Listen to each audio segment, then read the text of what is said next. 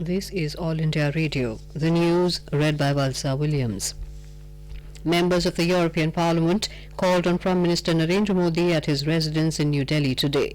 The Prime Minister appreciated the importance the European parliamentarians attached to their relationship with India by visiting right at the beginning of their term.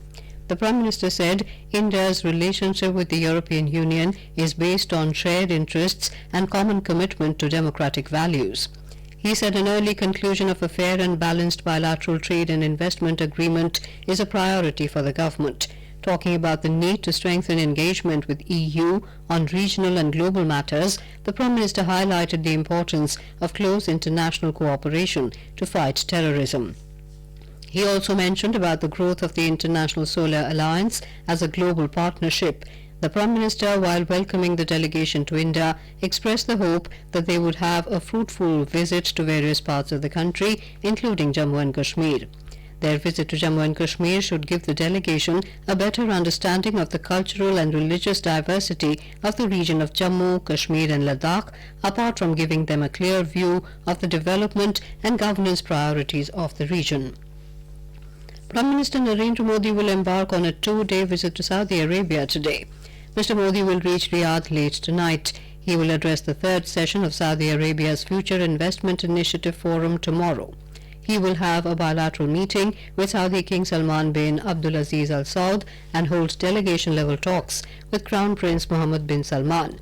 The Saudi prince will also host a banquet dinner in his honor. Our correspondent reports that this will be Mr. Modi's second visit to the Gulf nation, where the two countries will sign several key pacts to boost the bilateral relations.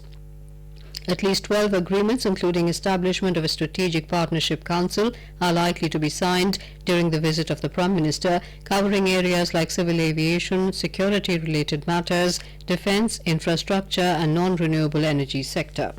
The Prime Minister is scheduled to deliver the keynote address at the Future Investment Initiative Forum in Riyadh tomorrow evening.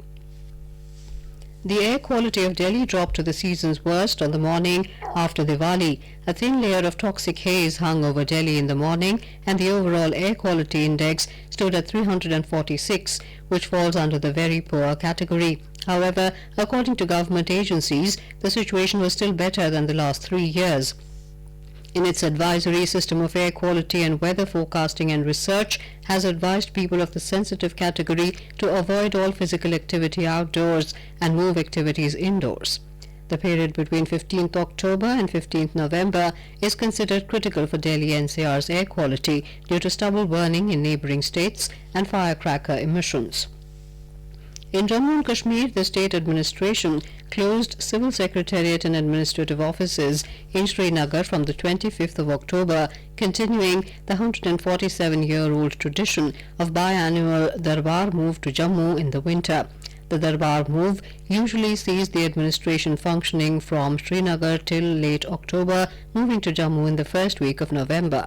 This year, the Darbar move is taking place when the Jammu and Kashmir government is gearing up for bifurcation of the state into two union territories of Jammu and Kashmir and Ladakh, which will become functional from the 31st of October. In Uttarakhand, the portals of Gangotri Dham were closed for a 6-month winter break on the auspicious occasion of Govardhan Puja today. The portals of Yamunotri and Kedarnath Shrine will be closed tomorrow. Argentina's left-leaning candidate Alberto Fernandez won the presidential election in the first round yesterday, bringing to an end the crisis-plagued rule of market-friendly incumbent Mauricio Macri.